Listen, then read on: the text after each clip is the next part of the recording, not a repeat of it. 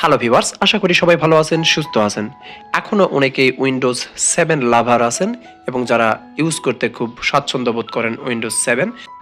কোনো কারণে Windows 7 crash করলে নতুন করে উইন্ডোজ 7 দেওয়ার জন্য পেনড্রাইভ বুটেবল কিভাবে করতে হয় সেটাই আজকে দেখাবো, সাথেই থাকবেন। আমরা ব্রাউজারে যাব। প্রথমে আমরা উইন্ডোজ 7 ডাউনলোড করে নেব আইএসও ফাইলটি। এই জন্য আমি গিয়ে লিখব ব্রাউজারে উইন্ডোজ 7 আইএসও ফাইল ডাউনলোড।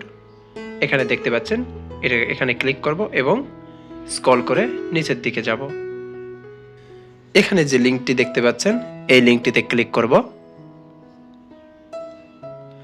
তারপর স্ক্রল করে নিচের দিকে যাব।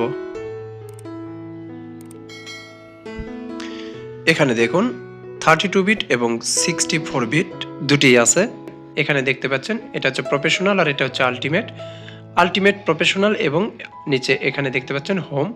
এটা 64 বিট এবং 32 বিট দুটি আছে। এখান থেকে আপনার খুশি মতো ডাউনলোড করতে পারবেন। আমি আলটিমেট 32 বিট ডাউনলোড করে নিব। এখানে দেখুন ডাউনলোড হয়ে যাচ্ছে উপরে এই কর্নারে। এটা হতে বেশ সময় নেবে, কারণ এটা ডাউনলোড স্পিড অনেক কম এবং সময় নিয়ে এটা ডাউনলোড করতে হবে। আর একটি সফটওয়্যার দরকার হবে, সেটি হচ্ছে রুফুস, RUFUS, রুফুস দিয়ে সার্চ দিবেন।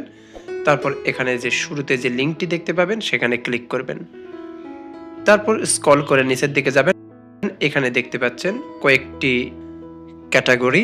এখানে আপনি যেই উইন্ডোজটি নামিয়ে নেবেন সেই হিসাব করে এখান থেকে আপনি রুফুস সফটওয়্যারটি নামিয়ে নেবেন। আমি এখানে ক্লিক করলাম।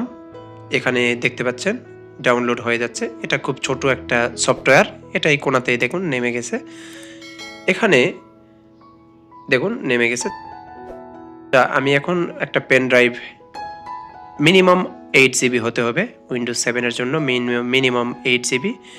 আমি পেন ড্রাইভ ইনসার্ট করব এবং সফটওয়্যারটিতে ডাবল ক্লিক করব। তারপর ইয়েস দিব। এখানে রান করেছে দেখুন। এখানে প্রপার্টিসটি, ড্রাইভার প্রপার্টিস রান হয়েছে। এখানে সিলেক্টে ক্লিক করব এবং সফটওয়্যারটি যেখানে নেমেছে, অর্থাৎ উইন্ডোজ 7-এর যে আইএসও ফাইলটি যেখানে আছে ডাউনলোড হয়ে নেমেছে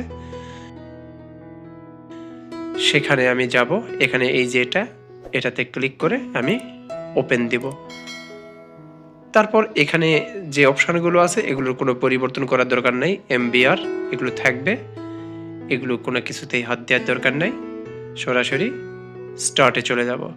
এখানে যদি পেন ড্রাইভে কোনো কিছু থাকে সবগুলো লস্ট হয়ে যাবে, চলে যাবে। সেটা ইনশিওর হয়ে ক্লিক করব।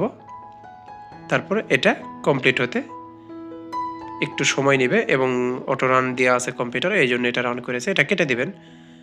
এইটা হতে একটু সময় নেবে, এর জন্য একটু অপেক্ষা করতে হবে।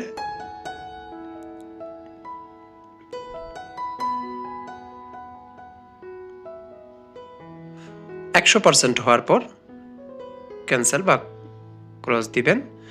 আমার এখানে যদি আমি অন করতে চাই পেন ড্রাইভটি, দেখুন এখানে 8টি ফাইল থাকবে।